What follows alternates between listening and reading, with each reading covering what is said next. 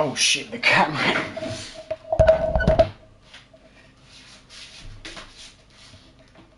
Okay, yeah, my bad.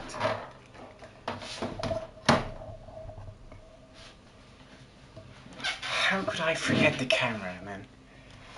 Okay, well, there it is. Okay, the thing is, are we streaming? Because it might just be my Wi-Fi, and it is my Wi-Fi, okay. Well, chapter 4, we're here, finally, after all this time. Okay, first thing first, we have to read some journal entries, because we kind of defeated like 4 types of enemies already in this 4th chapter. We have to read the journal entries for Jello Bro and shit. And there's a few things I want to check before we can continue. This is going again to be a short stream. It's going to be like a little bit less than an hour because just can't play more today. But okay, let's see, craft armor. Let's see if we can make some great armor. Well, I haven't made this one, but I can make this one. It's 36, but how much is the one I'm wearing now? It is 25. Well, can I make any other armor pieces, like any chest plate or anything?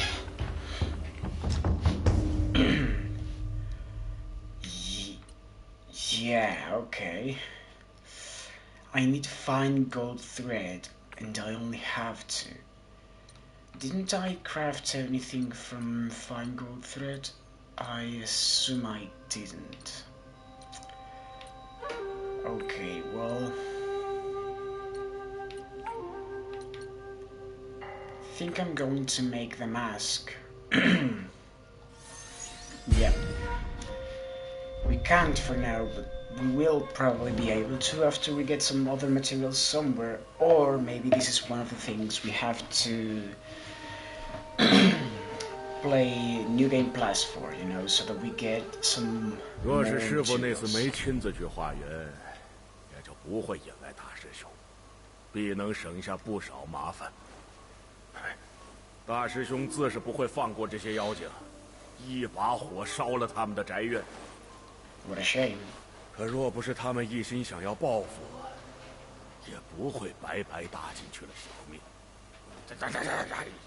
我就不该随你来这破落地方，来了就想起当年那些糟心事情。But I didn't ask you to come. 一去这么多年，也不知当年。哎，罢，不提了。事过无悔，事过无悔。 Okay, let's see now. We have a spirit. Okay, spirit's epic. Apremanabat. I don't recall getting this, but we did, so fantastic. I'm not going to complain. Kiki cost high.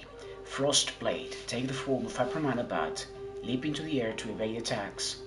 Then send forth 2 freezing gusts to deal frost damage. The target can be frozen in place if the frost gauge is maxed. In combat, press R2 plus L2 to use. But it has no equipped effect. What a fucking shit. But I mean, I guess it can be useful if you are, I guess, planning to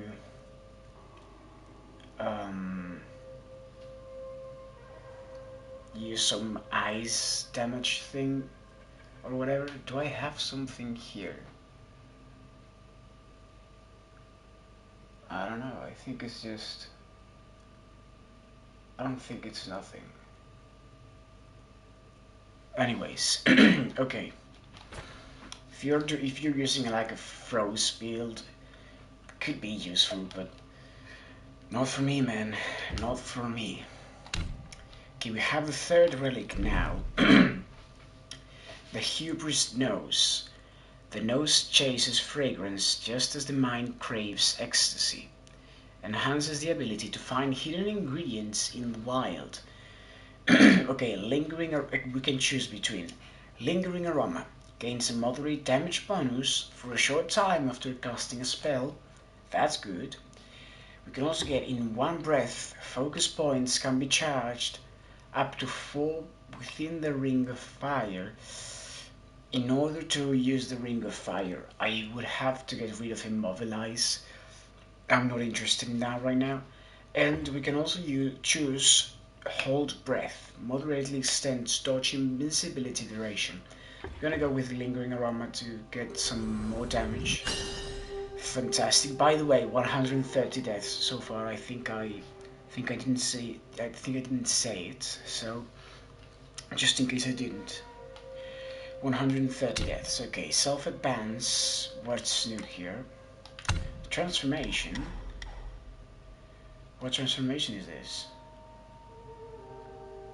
Oh!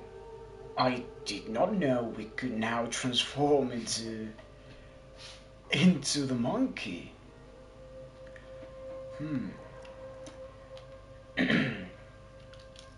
Okay, Umbral Abyss. Might cost high. High. Blood-soaked fur. Heart of the dark. Beware the macaque as his mind is stark. Transform into the macaque chief. Immune to frost. Wielding a long sword that unleashes frost bane. Focus built up before transformation can be converted for use afterwards. Light attack, sprouting spring with square. The long blade, like any other light attack. The long blade whirls, delivering consecutive slashes to build up focus. The last powerful slash deals additional damage. Ooh, this one has a spell. Okay. Heavy attack first. Withering Winter. With triangle. Slower but heavier. This move deals higher damage and builds up focus faster. The last powerful slash deals additional damage. Oh, and it has 2 spells. Okay, spell. Cold Heart. R2 plus square. With full focus during transformation, glance at the spell and raise the blade to summon a snowstorm and then enter cold-hearted state. In this state, all blade slashers are empowered, and dodging transforms you into clouds and mist, enabling agile retreats. Interesting. And spell, Cold Resolution. Also with R2 plus square. How? Oh, because you can use it only in cold-hearted state, so you have to use the Cold Heart spell first, and then you can use Cold Resolution. In cold-hearted state, this spell enables instant closing in on the enemy, consuming focus and might to deal significant damage. Well, great. I might want to equip it, honestly.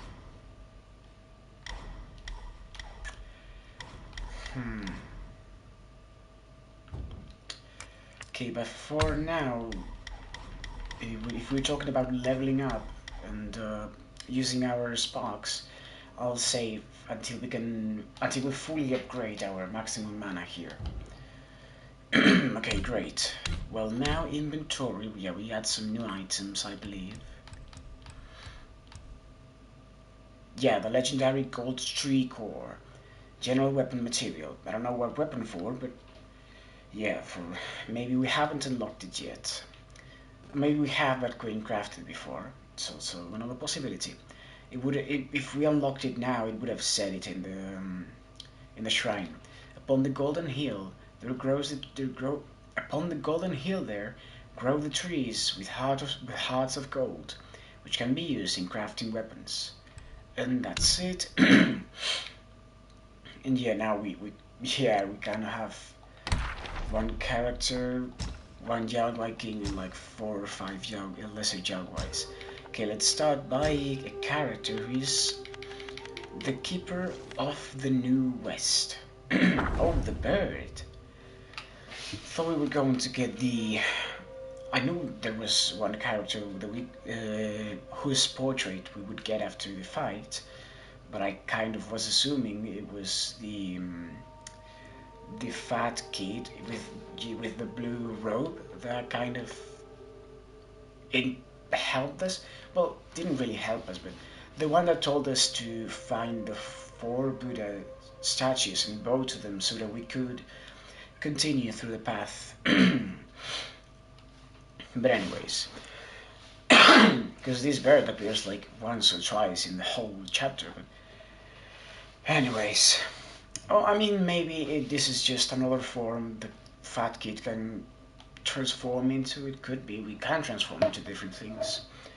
Okay, the Keeper of the New West. Divining fate, he plays his part. In worldly guise, a cunning art. He laughs at fools who seek their fate. For luck and doom, the heart dictates. The Celestial Court often favored guise of plants and trees in the selection of keepers.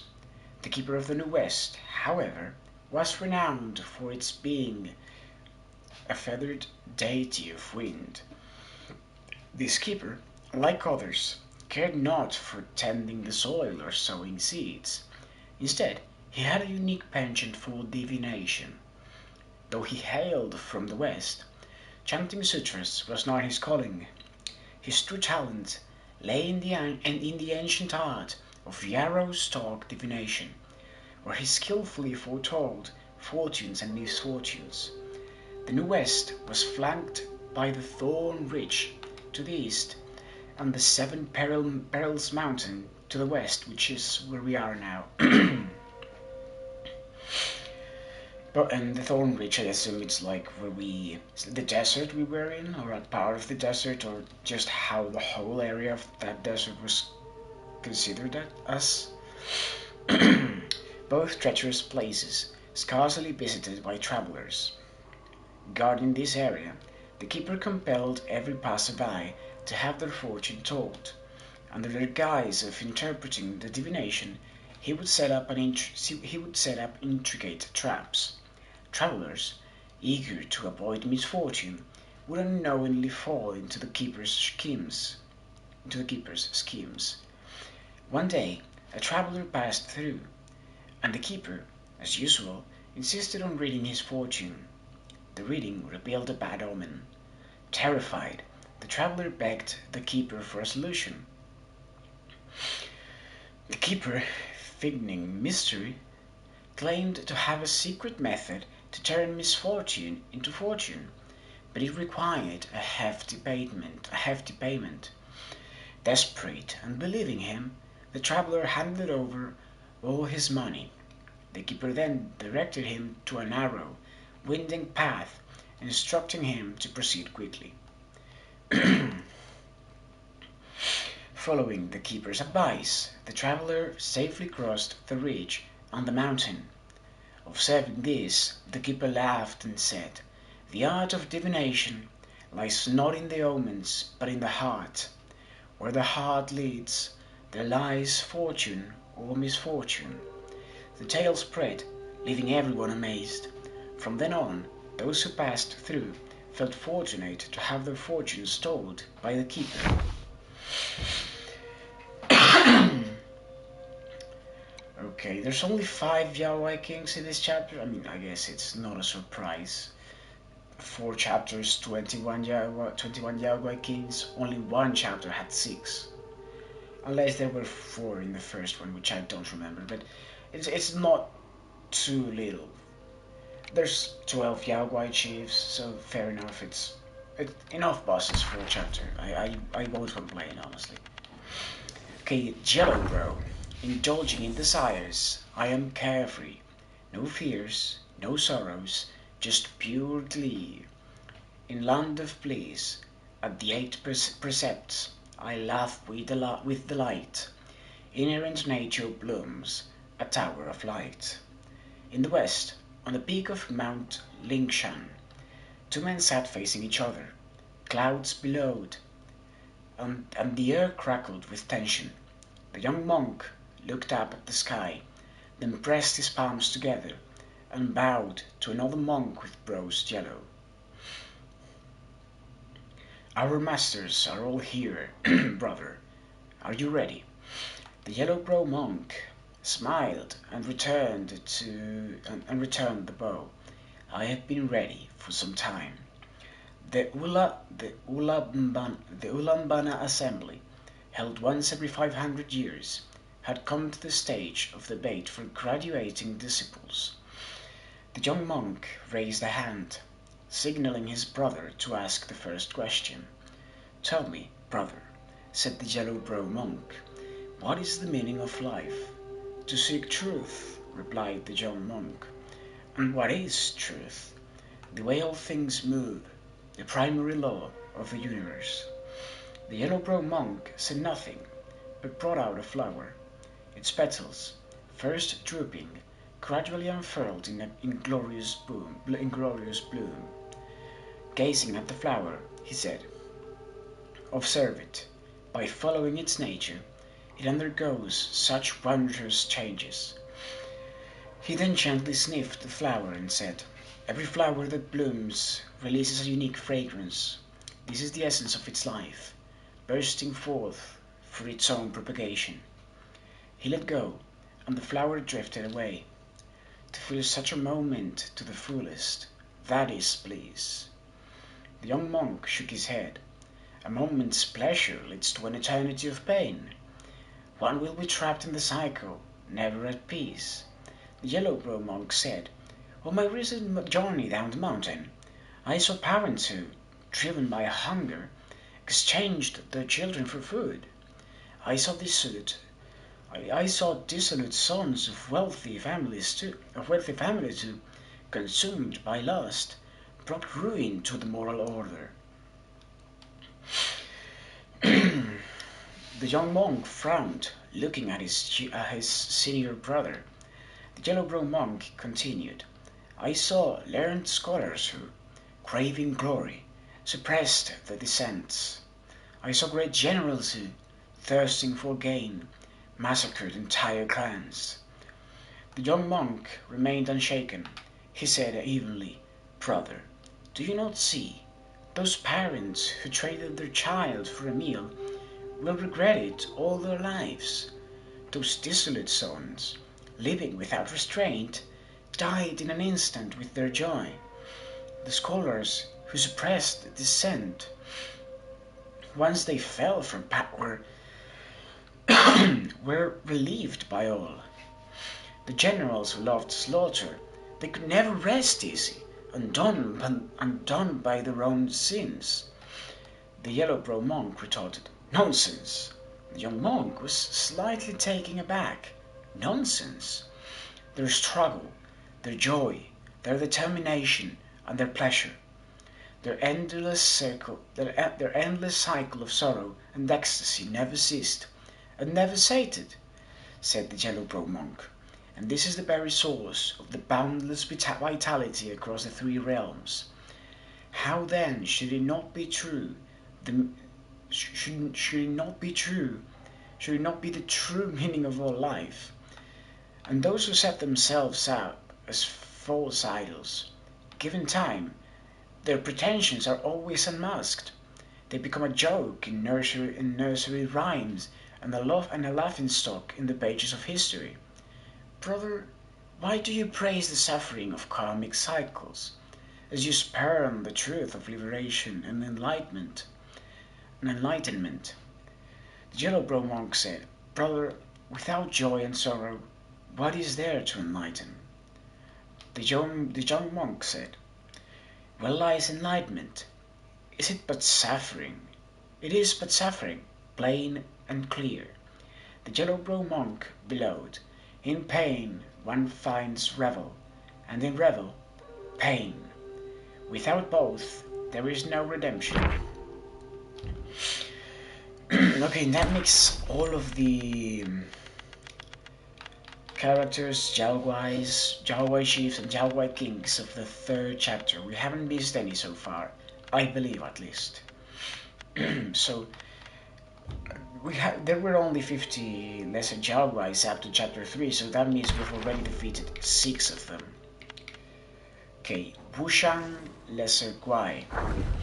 Gaping mouth, round belly, bone incomplete, bulky form, craving and chasing tasty treats. Greedy for flavors, it longs for the light. Wagging its tongue, it speaks in spite. Okay, I think this one was the one. I don't think we killed this one. I think he was the Jalwai that was carrying the box, the chest we were in. I think it just gave us the journal without having to fight it because we technically killed it after getting out of the box, we just weren't controlling the character. But anyways, one spring, the Webbed Hollow hosted a grand banquet to mark the blossoming of the flowers. A young Wai from Mount Wushan, having presented the gift, saw his other ladies chatting and laughing at the feast, and decided to join the other Guais in the cave for drinks and merriment. A few caps in, the Guais began to jest with each other. A big Guai remarked, "I would rather live in this rich cave of yours, with banquets for every season and festival. Back in our place, the lady is too strict to allow any fun." A proud insect Guai responded, "Our ladies in the cave often host banquets. Banquets or banquets? Banquets sounds better, but banquets sounds like the right word to say. I'm not sure. Whatever. To keep the mistress company. We may not compare to the halls of the celestial court, but our second lady has some businesses in the mortal world, so we're not short on silver. It's tough, though. If you didn't find ways to bring in money, we wouldn't have made it this far." Another big Guai added, "Beautiful and elegant are all your ladies. I wonder which celestial mountain is fortunate enough to be where they might start the new families." The insect Guai laughed. "Our ladies can't leave this place." Wow. Oh shit, I fucking spat like half a liter of water there. Sorry, okay. Our ladies can't leave this place. The businesses outside are managed by carefully chosen people. Since we only take bridegrooms,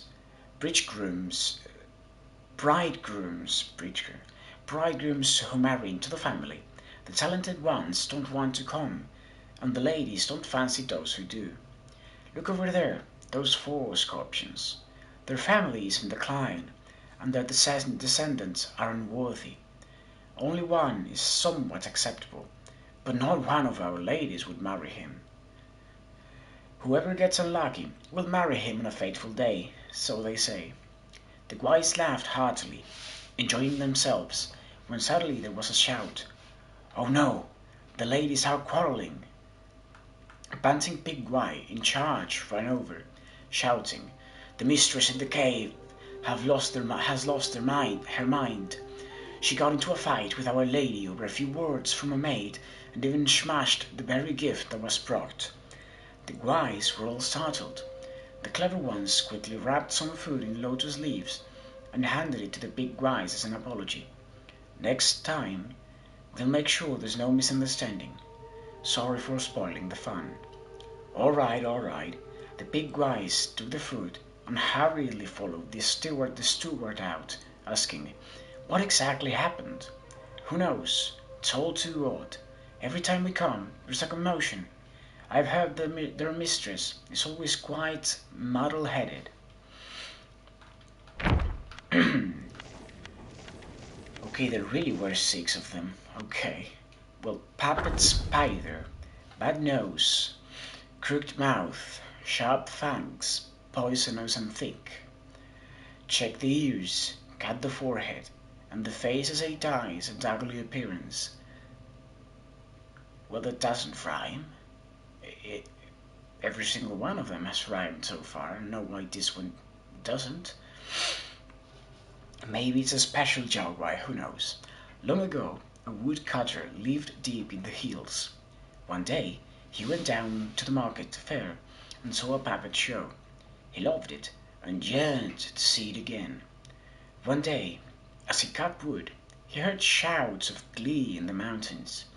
He followed the sounds and saw a mob of Yalwais rebelling together. Despite his fear, curiosity urged him to climb a rock to watch them from afar. The Guais were gathered in a circle, watching an acrobat show. Too far to see well, the woodcutter could only discern a red-clad Guai whirling twin blades in dazzling spins and flips. Entranced, the woodcutter crept closer. He saw the acrobatic Guai had legs tied behind its back, strings dangling from its feet. In a flash, he knew it was a puppetry trick. He climbed a large tree for a clearer view. The guy had an ugly, comical face. To the woodcutter, this spectacle was even more amusing than the finest plays at the market fair. He watched, spellbound. A chill in his neck jolted him out of the reverie. Reaching out to check, he found his fingers coated in green spittle. Looking up in horror, he was greeted by a myriad of eyes staring down at him.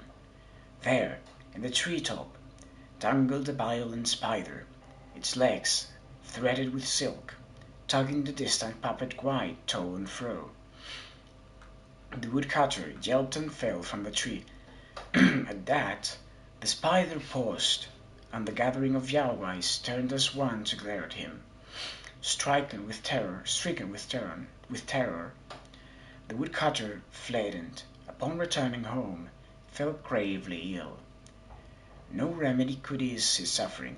He wasted away and soon died. I think we're going to have to fight this violet spider that's going to be a boss.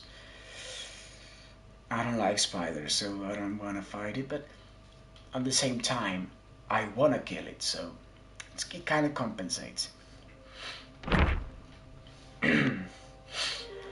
Okay, lantern holder. When night falls deep, his light shines down. Summoned is the jinn, suppressed is the yang. Like harvesters hastening before the dawn, he rips with his blade, and souls are gone.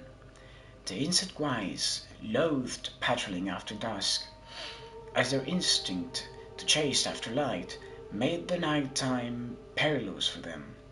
But luck favored them when a tribe of pale-faced yakshas from the west of the place, having traversed the world, chose to settle at the webbed ridge and volunteered for the night watch.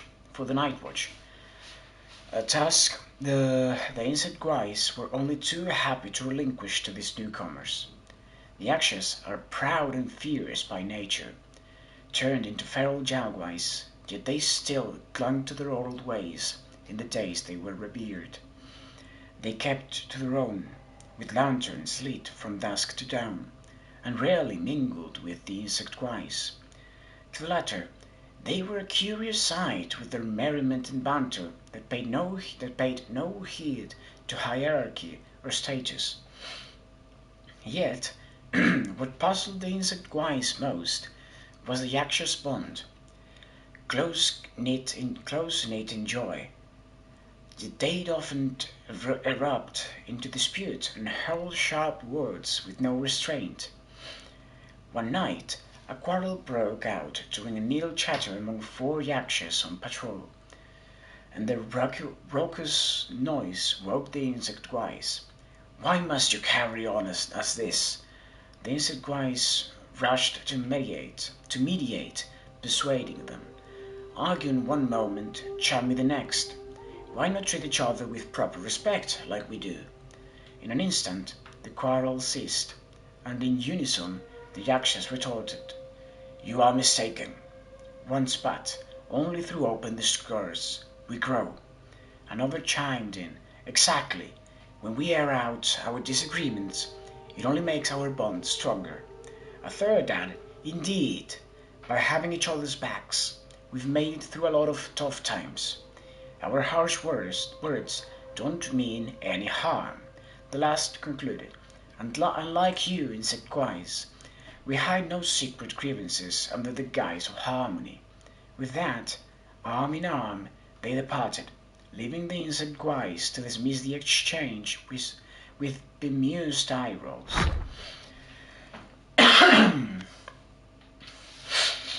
Okay, I don't know why some of them are drawings with color and some of them aren't. Maybe it is because of where they are from or something, or because of what type of Yaoguais they are. I don't know. But anyways, Grasshopper Guai, slender legs, a bed and chin, each arm wields a sickle keen. Misty woods are his home so true, he cares for youth like me and you. During the reign of the greatest emperor of Han, there was a village called Bath. From within its mountains a hot spring flowed, reputed to preserve youth and vitality. Nobles flocked to it from far and wide. One day, the Marquis of Lecheng came to visit with his 6-year-old son. The young lord caught a little grasshopper and wanted to keep it as a pet. So he tore off its wings and trapped it in a teacup. If you're gonna trap it in a teacup, what? Oh, like, but can't it climb? Or just jump? I guess he can't. That night, the Marquis was visited in his dreams by a man clad in green. Your child has imprisoned mine, he pleaded. We are both fathers. I beseech you, help my little one. The next morning, the Marquis summoned his son and inquired about what happened. The boy, who feared his stern father, only provided vague replies. Thus, the full story remained elusive to both. That night, the green-clad man revisited the Marquis' dreams. With twin swords at his waist, he warned, "If you don't return my son, you'll never see yours again." The Marquis woke with a start and rushed to his son's bed, only to find it empty. Servants scoured the village, but found no trace. Only the young lord's page remembered the bug catching. He rushed to the study, found the overturned teacup, and gently released the grasshopper onto the grass. By noon, the young lord returned home safely. Yet his hands were red and swollen, and he couldn't stop weeping. When questioned about the events of the previous night, he sobbed, "I dreamt of a man in green, a great jumper. He carried me on his back and hopped a few times. Then I didn't know where I was. He scolded me for harming others and struck my palms with his swords 20 times. When asked how he came back, he was unable to answer, overwhelmed by fear." Alas, it is said that all beings love their youth, a truth that spans the world. Even Yaoguais, it seems, are no different. In the late years of the Han, the hot springs in Bath suddenly dried up. Insect guys sprouted in the hills, so the villagers moved down the mountain. A decade or two later, the area came to be known as the Webbed Ridge.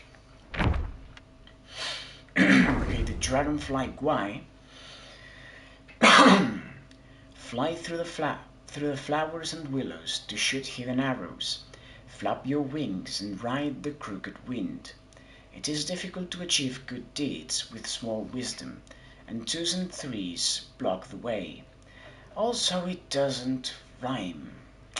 I mean, it's nothing bad that it doesn't rhyme, but it's kind of why, it used to rhyme, every single one of them. But anyways, there was a dragonfly guai who loved archery. His mother saw his gift and used her connections for an opportunity to have him training under the Yaoguai king of the land. To the king, the dragonfly guai seemed like a diligent and talented student. He drilled hard each day and served his master with great respect. Always had his master's beck and call. At times, he would be practicing outside, but at a single command from his teacher, he'd appear at once. The king had doubts, but considering the dragonfly's swift wings, the king dismissed his suspicions. One day, the king taught him how to imbue his bolts with greater power. Wait for the arrowhead to glow, then release. The guy swore he'd remember, but when tested that afternoon, he couldn't recall anything. The king assumed he just hadn't grasped the lesson and explained it once more. But the next day he had forgotten it again. This pattern continued. The Jamal White King flew into a rage and set to punish the Gwai. The Gwai fell to his knees and pleaded, "Mercy, master, I have brothers." Each of us knows only a portion of the lesson. That's why I can't answer. At this, scores of identical dragonfly Gwais emerged, all kneeling and bowing non-stop. Offended, yet tickled by this revelation, the king demoted them all to lowly patrol guards and taught them no more. Alas, while petty schemes might seem perfect at first, earning praise and favor, they also sow the seeds of trouble. When the truth is revealed, one faces ridicule and brings ruin upon themselves. And the Beetle Captain. Summer returns to winter. Spring returns to autumn. My body is wasting time and gradually becoming old and ugly. I know that my white hair has been exchanged for fame, and my stubborn and arrogant character has burdened your life. It doesn't rhyme again. Okay. Unlike the bee, wasp, hornet, katydid, cockroach, grasshopper, and dragonfly, the adopted sons of the spider ladies, the beetle captain earned his rank through his own valor. Perhaps this was what made him stubborn, quick to anger over slights to his status. He often quarreled with the lesser Gwais over matters of words and etiquette. They called him arrogant and overbearing behind his back, disliking him all the more. One day, a petty dispute drove him to brandish his twin sabers at the lesser guards. The beetle commander chanced by and pulled him aside. "You think your deeds and skills command their respect, but know this: rank has no bearing on the actions of others. What would happen if you measure your worth by the regard of everyone? When stone spiders show you this respect, you'd think that makes you their inferior." The captain retorted, "You're a commander. There's none dare offend you. But I'm a minor officer. If I don't assert myself, those lesser ones will scorn me even more." The commander shook his head. "If they treated you with greater deference than me, would that make you my superior in practice and skill? Nay, for I have observed that those who clamour most for respect often receive the least of it." What became of the little captain? Alas, he remained as he ever was, as one's nature could not be easily altered. It was said that he continued to contend with all who crossed his path until at last he was never to be seen again. Okay, so one of the times he just lost the fight and died. Okay, quite a sad story, but okay, after half a fucking hour, almost 40 minutes, we finally finished reading all of the journal pieces we had to. Yeah, I already have. Okay, I don't know if I've missed anything back there.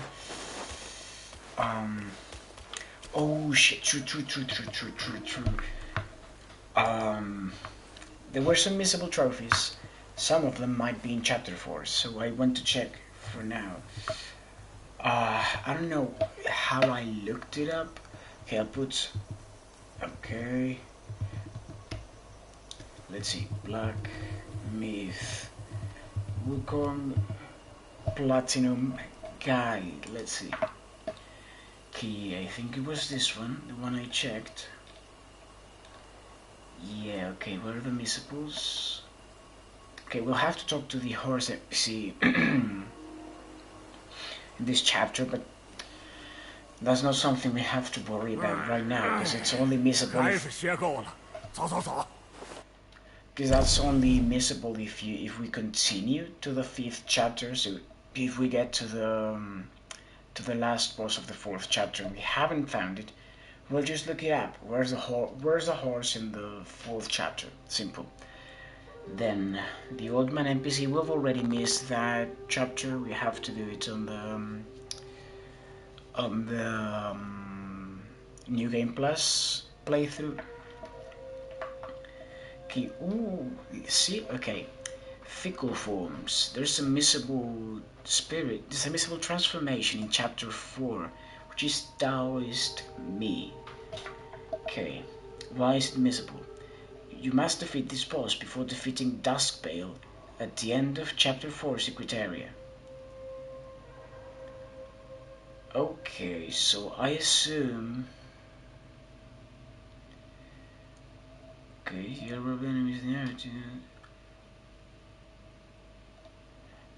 Okay, so I assume we're gonna get to the Taoist me.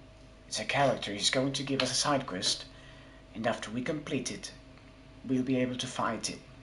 But if we continue through that secret area, and we defeat the last boss of that secret area, at the end of that secret area, this boss becomes, you just can't fight him for whatever reason, or if you can, you can't get the transformation. That's why it's missable. Okay, yeah.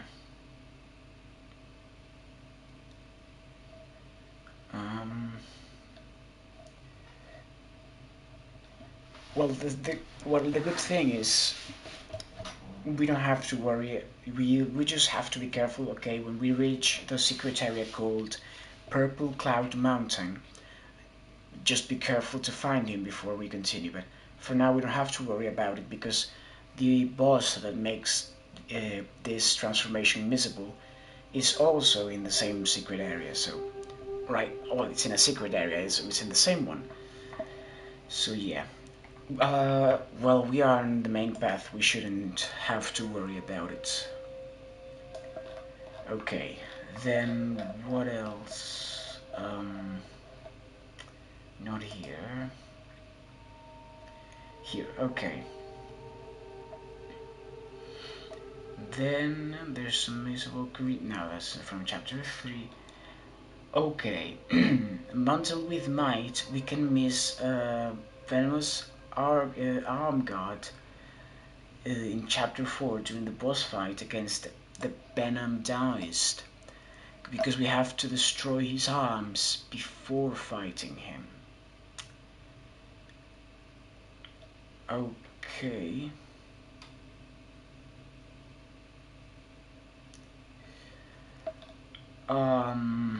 We have to be careful with this one because we have to break its 8 arms before we fight him, or before we defeat him, because otherwise we won't get the Venomous Arm Guard.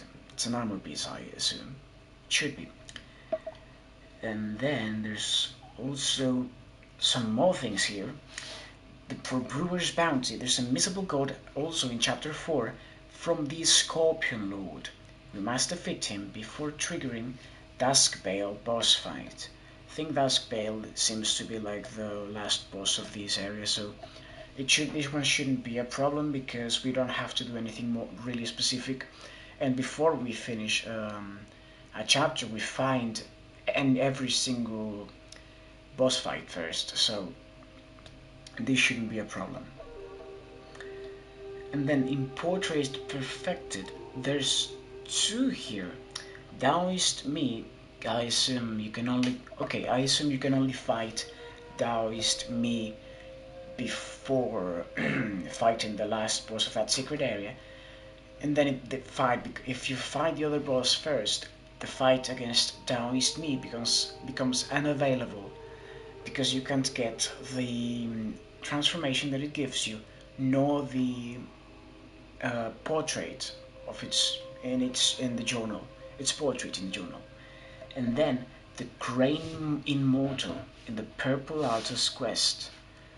Let me check why, just in case. Okay, missable quest. This quest has to be completed before finishing chapter 4. Before defeating the boss, 100-eyed Taoist Master. After this, the Purple Altar can no longer be interacted with. You can still do it in New, and plus if you miss this, the quest is mandatory for 100% journal completion because it unlocks the character entry for Crane Immortal. Okay, that's basically it for the missable trophies of these chapters. So we just have to be careful for the case that we might get into a secret area. If we get into a secret area, let's be careful, let's explore fully so that we can fight the Taoist me before completing the secret area. And then we have to be careful to, if we find the Venom Taoist, let's remember we have to break its 8 arms before we kill it. And then also we have to complete the Purple Altar side quest for a journal entry. But besides that, it should be okay, I think. Yeah. So yeah, we can continue now. I spent more time in this stream talking than I will spend playing, but that's okay. Alright, because of the time I've been spending on the game, if an enemy like this, if I've defeated him once, I won't fight him again unless I see that I need more XP. So I won't fight him, but I'll go back because I remember seeing a bridge from the start of this chapter, from the starting point of this chapter. And I haven't seen it, so I want to go back to see where the bridge is, because it might just be decoration, you know? Because there's a lot of parts of this game where it looks like you can go, but you can't. Oh, it might be this bridge. It could be. You heard something? Who is telling a story? Those two? I mean, we have a chest.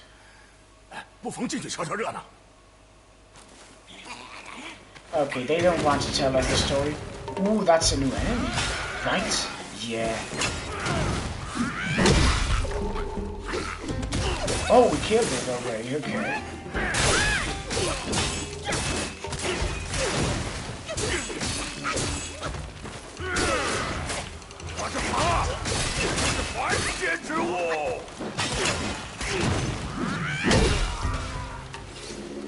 Great, and I hope this makes it worth it.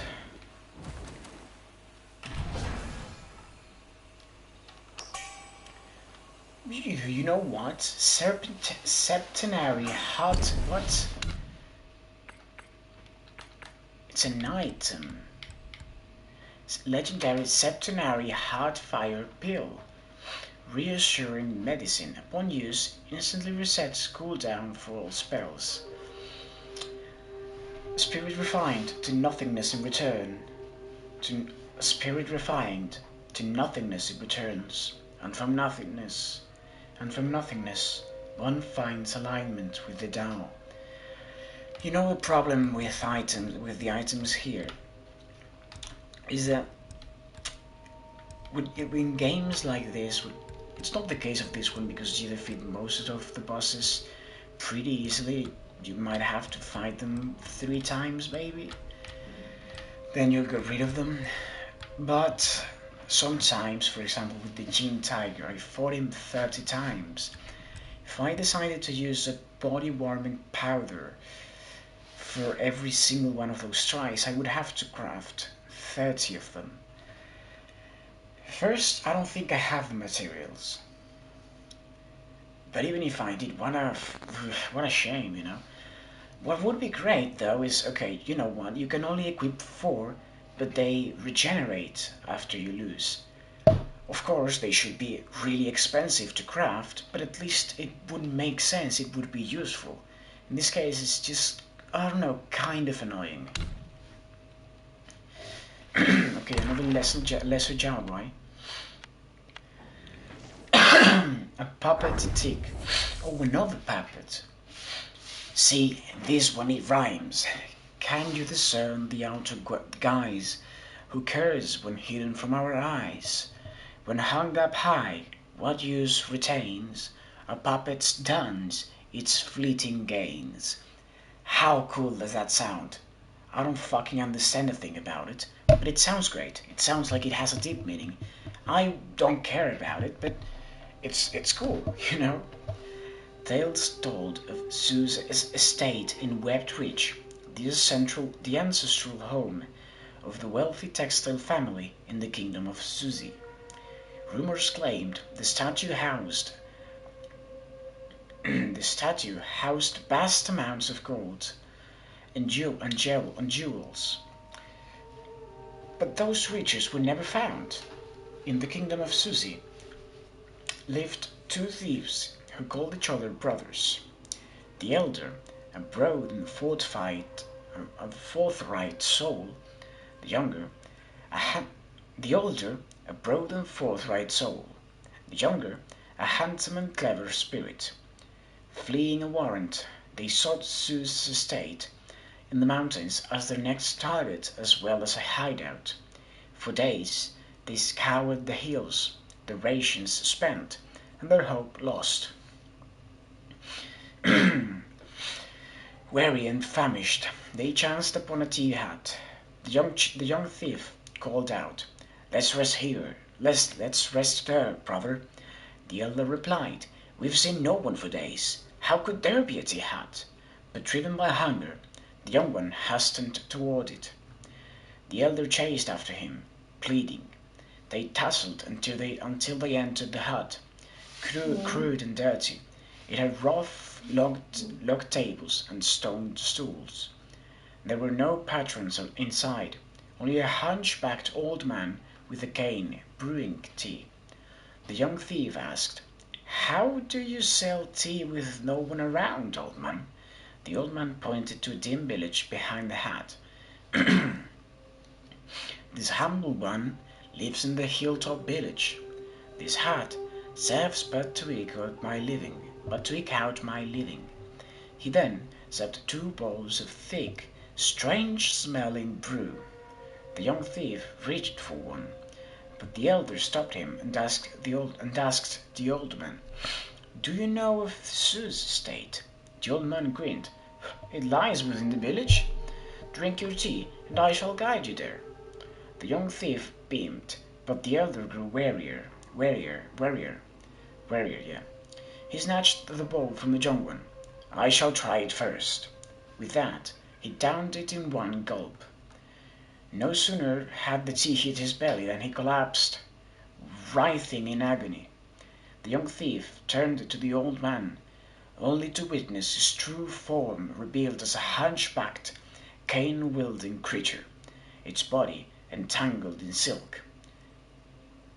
Lifting his eyes, he saw a colossal spider perched in the rafters, tagging the strands to prompt the bag to tap its cane with a resonant ting-ting. At this signal, the stone stools shifted and unfurled their legs. They became little stone spiders. They spat silk at the elder thief to entangle him. At this sight, the younger thief turned and fled, as if he had not heard his brother's pleas for help. What a fucking coward, man. The older one drank the fucking brew first, just in case it was a venom, which it was, and the younger one, ungrateful bastard, just ran away. Okay, the good news is I think this is the bridge we saw from... Oh shit. What the fuck? Okay, I think this is poisonous water. Well, I mean, I think it's clear it is. I mean, well, goodbye. We don't have to fight if you don't want to.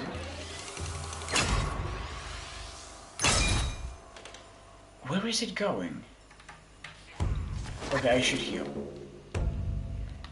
Is he fighting my companion? It could be, well. Anyways, okay, can I reach that? without touching the blocks. Okay. And then maybe from here I can get to there. Oh, okay, good. And I can absorb it from here.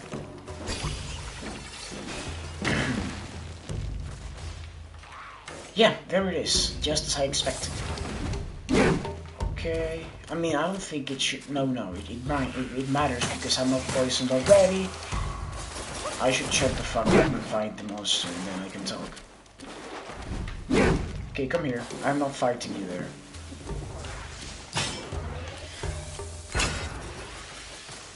Who are you attacking? Well, you know what? You convinced me. I'll kill you here. Heal, heal, heal, heal. Okay, look how easy it was. Couldn't you have done that first? Jump.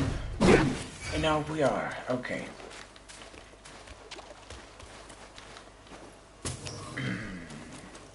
Yeah, this was... Yeah.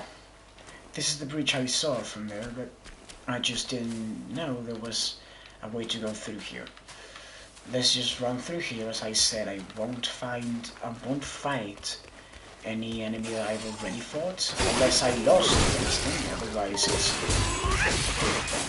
Oh, well, I have to fight this one, because otherwise I won't be able to grab the wheel, but... You understand what I mean, right? I won't fight any unnecessary fights. Because I don't care how much time I need to spend in the game to complete it. But the game is supposed to be 30 hours long, more or less. And after 30 hours almost of playing, I'm only halfway through the game, so... You know, that's enough to make me think, you know, maybe I am wasting some time. Okay, you fucking piece of shit. Okay, 2 of you, fantastic.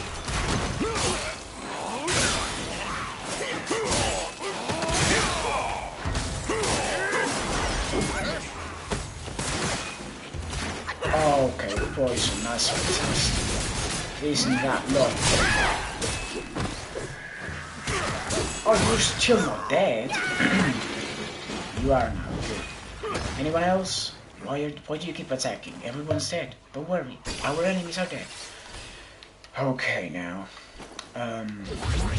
Yeah, but as I was saying, it's, you know, it seems like if you take twice as much as the normal amount to complete a game, maybe you're wasting time somewhere. And I think this is that somewhere. Yeah, don't worry, I know. I've been here before. Okay. I got attacked anyways, even if I was here before, so...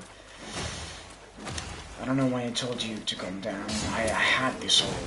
You know, I have this, but then I get hit anyways. That's great, man. Okay, you know what? I'll just rest so that the aggro resets and they don't follow me. So now we have to continue through here, I think. It doesn't seem like the main path, but I think it is. Oh, knock! Not open.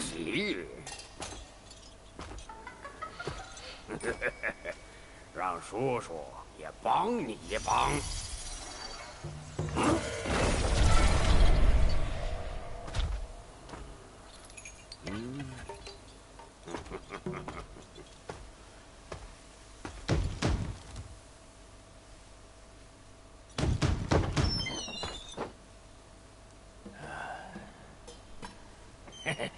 二位元老，里头正排筵席，快请进来饮几杯薄酒吧。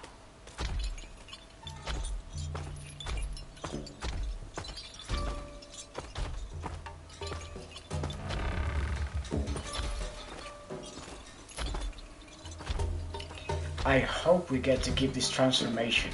I want to fight with it.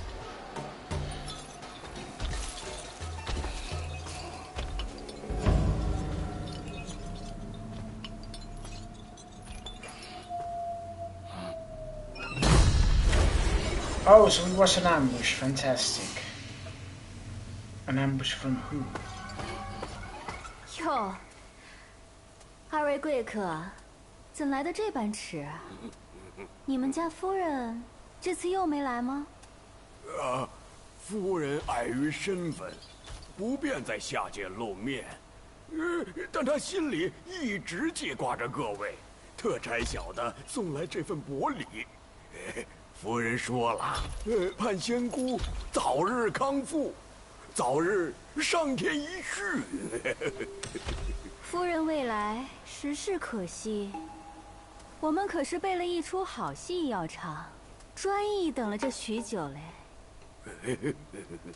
而今礼被偷了，人被杀了，不如拿你两个顶缸吧。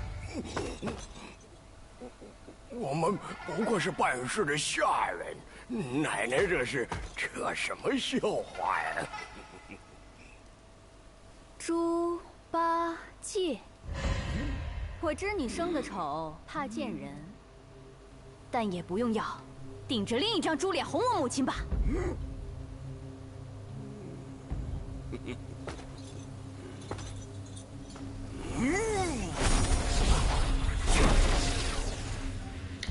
Oh, it was him. 没眼色。Okay, I didn't 我 realize. 老朱一心向佛，你母亲也不知哪一位，且得等着。好薄情的人，当年你在这岭上杀人放火，毁他清誉，如今却都不记得了。清誉，都做野妖精了，还有脸提什么清誉？我说呢，原来你就是那蜘蛛精的小辈。罢了罢了，叫我一声好叔叔，老朱给你几分面子，去那破洞里见见故人。你乐意去也好，不乐意去也罢，可不由你了。The second sister. Okay. Let's go.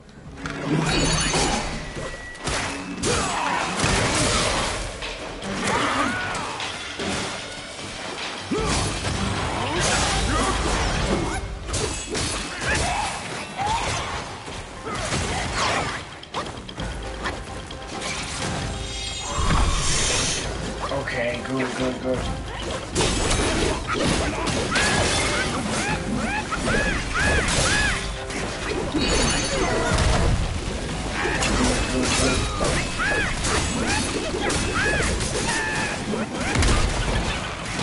It's okay. Oh, come on.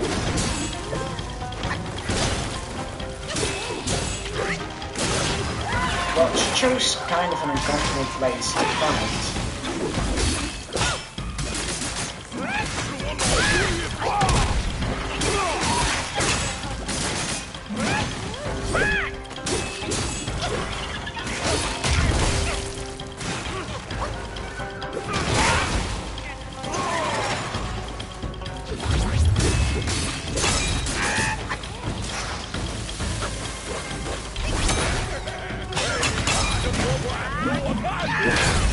Great! First try. Defeat the Jailboy Chief, the second sister.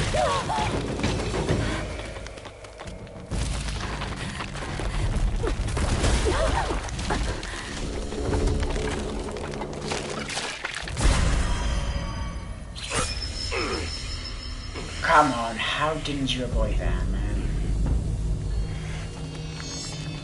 晦气！你们这些昆虫，披了人皮，穿了人衣，也只会这等阴损勾当。